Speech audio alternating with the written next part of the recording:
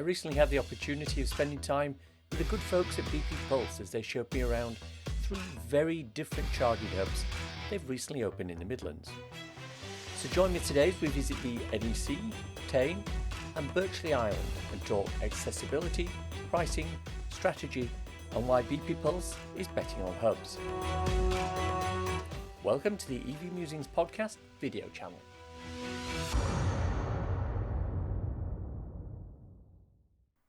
The 3 sites I visited were Birchley Island, Tame near Tamworth, and the flagship hub at the NEC, where I met my guide for the day, Dan McLaren. I started by asking him about BP Pulse's approach to roaming. Under the Public Charge Point Regulations 2023, all charge point operators must have a roaming partner. So where are BP Pulse with that? So at the moment we do roam in some capacities, as we say, mainly fleet. Business is where we're at. We're not ruling anything out in the future. We're just continuing to roll out our network for the time being, and then we're going to make some decisions around roaming when we feel it's the right time. Do we partner with everyone? How does that work? But at the minute we're really comfortable with the roaming we're doing. For example, like BP has a fuel and charge card we're involved with, and I know even with some EV providers, BMW, Mercedes, Kia, on their EV cards they get there. So we're not really happy with that, but we're absolutely open to doing more in the future as we grow.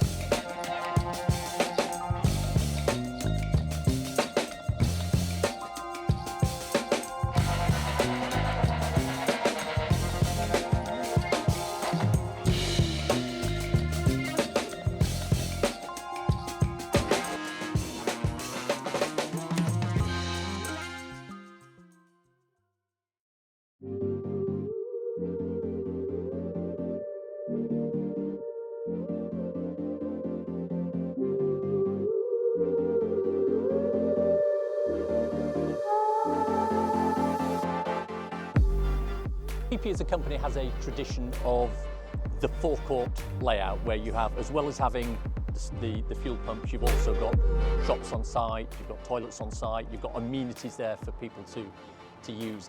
And yet, other than companies like GridServe and the Shell Recharge site in Fulham, nobody else has embraced that as a model. Is that something that BP Pulse would consider going forward? Yeah, there's absolutely a strategy in place for us as we move forward into the future and we move forward towards 2035 and 2050. I can't go into it too much now, but to give you some context, we've got 300 company-owned forecourts out there that have toilets, food, drink, everything we need. We need the power to go with that, so not every site is going to be perfect for it. It has to be ultra-fast charging.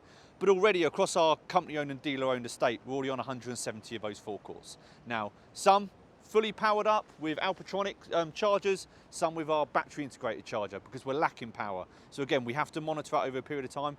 Things change, power becomes available, power gets taken away, and we need to manage that, but they're absolutely part of our future. Now, we have to talk about the accessibility of this site now. You've got the bump stops in, you've got the curbs, which not particularly accessible.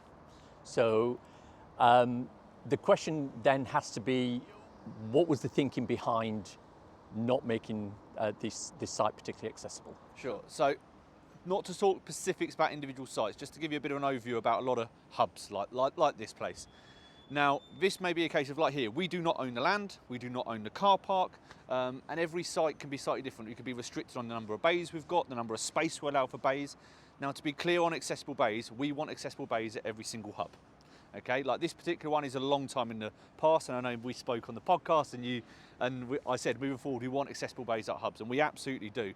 But as I say, this one hasn't, unfortunately. But as I say, it was almost designed 3 years ago on that.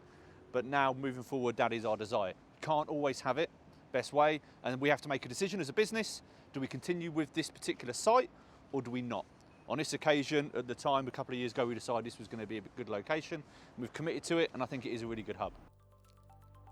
So what did we learn on our rather wet day trip to the West Midlands? Well, a couple of things.